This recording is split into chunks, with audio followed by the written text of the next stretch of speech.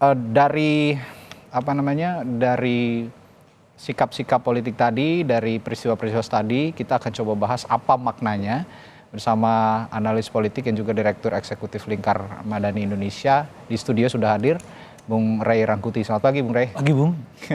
Pagi-pagi kita sudah disemangati oleh peristiwa-peristiwa politik yang cukup seru begitu ya dari kemarin. Bung Ray juga di akhir pekan kemarin sempat mengawal beberapa agenda Pilpres yang sudah berjalan. Nah, Bung Ray, sejauh ini tadi kita sudah melihat ada pernyataan dari Ketua Umum Partai Demokrat, Agus Harimurti Yudhoyono, soal pandangannya kepada bakal calon wakil presidennya Prabowo yang sudah dipilih. Akhirnya Demokrat juga menyetujui begitu, meskipun sebelumnya saya dengar infonya cukup kaget karena belum ada informasi tiba-tiba sudah muncul nama Gibran begitu untuk diusung. Anda melihat sejauh ini solidkah partai pengusung Prabowo Gibran untuk absolut begitu mengusung keduanya di Pilpres nanti? Kalau sudah melangkah sejauh ini, yang nggak ada lagi kata yang nggak solid kan. Harus solid ya? Harus solid gitu. Karena udah diambil keputusan hari ini dalam beberapa jam ke depan mereka sudah mendaftarnya ke KPU gitu ya. Nah kalau kita bicara tingkat solid atau nggak solid itu nanti kalau mulai masuk kampanye. Oke. Nah di kampanye itu nanti akan kelihatan apakah partai yang mana partai yang all out, mana partai yang sedang-sedang saja dan seterusnya itu.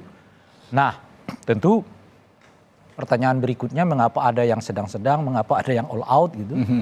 Biasanya dan umumnya itu disebabkan oleh satu pembagian kerja. Mana yang lebih besar, mana yang tidak, ya cakupannya dan seterusnya gitu. Nah yang kedua tentu saja dana yang menyertainya. Mana partai politik yang bisa mendanai sendiri atau mau tidak mau mendapatkan suplai dari yang lain dan sebagainya gitu. Itu tentu akan sangat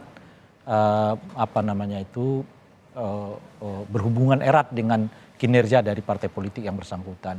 Tapi itu belum tentu menunjukkan bahwa mereka nggak serius. Itu dua hal yang berbeda. Soal all out apa enggak nih dengan serius atau enggak serius itu dua hal yang berbeda. Sebab all out itu tadi misalnya beban pekerjaan terlalu besar, dananya nggak cukup gitu kan. Jadi kelihatan seperti tidak all out. Padahal sebenarnya mereka all out juga dan seterusnya. Itu tahap pertama, soliditas itu akan kelihatan nanti di sini gitu. Nah yang kedua nanti tentu kalau misalnya masuk di putaran kedua, nah mereka apakah akan tetap solid atau tidak gitu, karena di tengah-tengah seperti itu kan kelihatan ya mana yang di putaran kedua ini lebih unggul atau tidak gitu. Nah di tengah-tengah seperti itu ya bisa saja ada partai politik yang mungkin tidak menyeberang tetapi menahan lajunya sedikit. Apalagi kalau kemudian terlihat tingkat keberhasilannya tidak terlalu menjanjikan gitu. Nah, tinggal di dua itu aja sebetulnya ujiannya. Tapi kalau sudah ditetapkan, tinggal didaftarkan, itu artinya mereka udah menyelesaikan masalah-masalah di dalam internal gitu. Ya. Nah kalau sebelumnya kita juga sebenarnya sudah pernah bahas soal ini, tapi saya akan tanyakan lagi nih ke Bung Ray.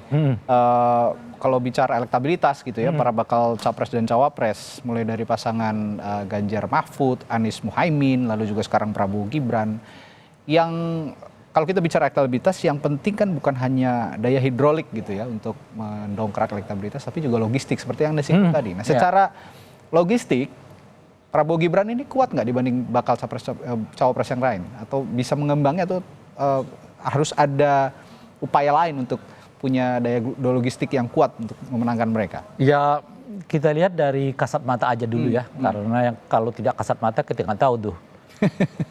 Pertama mereka didukung hampir lebih dari 8 partai politik. Ya, gemuk ya koalisi. Ya, jadi ibaratnya kalau diantara mereka saja memiliki tabungan sendiri-sendiri, itu artinya mungkin bisa lebih banyak dari kandidat yang lain. Karena kandidat yang lain itu kan paling banyak cuma 4 partai politik pendukung gitu. Nah ini yang kasat mata, jadi boleh disebutlah kalau pasangan Gibran sama Pak Prabowo ini mungkin dananya lebih cukup, meskipun lebih cukup dalam pengertian dibanding yang lain. Belum tentu cukup, itu maksudnya ya. Kalau konteksnya secara menyeluruh belum tentu mereka cukup juga. Tapi kalau dibanding yang lain menurut saya mereka lebih cukup lah, lebih memadai gitu. Tapi begini Bung Ray, ini kegundahan publik atau mungkin juga lawan politik begitu ya dari Prabowo Mahfud ataupun juga Anies Muhaimin begitu. ini kan Mas Gibran ini kan putra sulung presiden juga.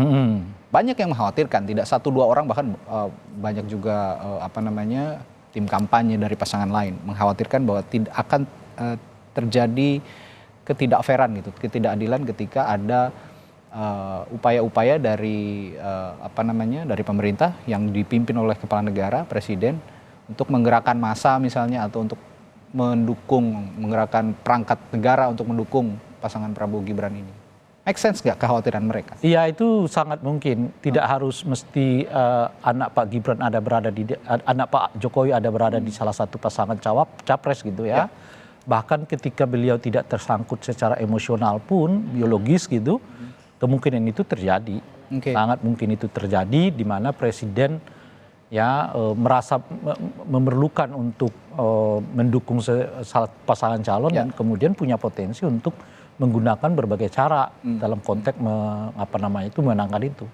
Apalagi tentu saja kalau ada yang betul-betul secara emosional dan apalagi biologis gitu ya, terlibat di dalamnya gitu. Tetapi kekhawatiran itu bisa dikawal sebetulnya oleh sistem yang kita sudah buat. Misalnya kan kita punya Bawaslu gitu. Bawaslu itu punya peran yang cukup fatal ya untuk memastikan bahwa tidak terjadi pelanggaran-pelanggaran seperti yang dimaksudkan gitu. Nah, yang kedua juga ada beberapa aturan yang sudah mengatur tentang ketentuan keterlibatan presiden dalam hal pelaksanaan pemilu ataupun pilpres gitu. Di luar dirinya sebagai kepala negara dan kepala pemerintahan, tapi dalam konteks beliau sebagai individu ya yang berkebetulan menjabat sebagai presiden misalnya. Misalnya salah satu contoh, beliau boleh saja kampanye terlibat loh. Untuk menyatakan dukung ini misalnya ya. Tetapi ketika beliau kampanye itu tentu harus memenuhi persyaratan, misalnya harus cuti terlebih dahulu gitu. Tidak menggunakan fasilitas negara gitu ya. Dan yang paling penting juga salah satunya adalah tidak menggunakan infrastruktur negara pemerintahan yang lain. Kalau fasilitas itu kan melekat di dalam dirinya sebagai jabatan kan. Kalau infrastruktur itu artinya infrastruktur negara itu artinya ya ASN, ya TNI, ya Polri gitu ya, yang memang semuanya berada di dalam ranah eksekutif gitu. Ya untuk tidak dipergunakan bagi kepentingan pemenangan calon presiden tertentu gitu. Tapi di luar itu sebetulnya kan kalau ini konteksnya pengerahan kan, keterlibatan dalam pengertian fisik ya. Tapi jangan lupa juga bisa saja keterlibatan non fisik gitu. Nah, keterlibatan positif non fisik itu mungkin secara umum akan bertumpu pada 2 hal. Pertama adalah apakah yang bersangkutan mensuplai dana kepada pasangan calon presiden wakil presiden. Ya tentu di luar batas yang sudah dinyatakan dalam undang-undang. Ya mungkin bahasa yang lain, telepon kiri, telepon kanan, kayak gitu-gitulah ya kan? Kita tidak bisa menutup mata juga, banyak juga ya pelaku usaha juga yang mendukung salah satu pasangan capres-cawapres. Itu potensial tidak diperbolehkan ya. Jadi yang memang boleh nggak presiden nyumbang? Boleh, karena ada selama sesuai dengan ketentuan. Kalau individu itu seingat saya 1 sampai 5 miliar ya seingat saya, kalau saya nggak silap tuh di undang-undang, dia boleh aja menyumbang. Tapi yang non fisik ini yang kita sebut tadi, kalau itu kan fisik lah, kelihatan tanda tangan macam-macam. Yang non fisik itu ya telepon kiri kanan dan sebagainya. Itu yang dikhawatirkan. Nah, yang kedua menggunakan kekuasaannya ya untuk misalnya melakukan tindak pidana kriminalisasi kepada orang lain gitu. Nah, itu yang juga harus dicegah itu. Jadi ada yang bersifat fisik, ada yang bersifat non fisik ya. Dua-duanya tentu diharapkan bisa dikawal dan diawasi oleh Bawaslu. Ya, tentu saja juga selain itu, selain Bawaslu, kita punya civil society yang sekarang semakin modern begitu. Tidak hanya kamera wartawan, tapi juga kamera handphone bahkan bisa ikut mengawasi. Dan akhirnya bisa mengirimkan memviralkan gitu ya, mengirimkan kepada media massa untuk kemudian dipublikasikan jika memang nanti ada kecurigaan-kecurigaan pelanggaran kampanye ataupun penggerakan massa yang dilarang begitu ya, menggunakan alat negara untuk menggerakkan massa untuk mendukung capres-cawapres tertentu.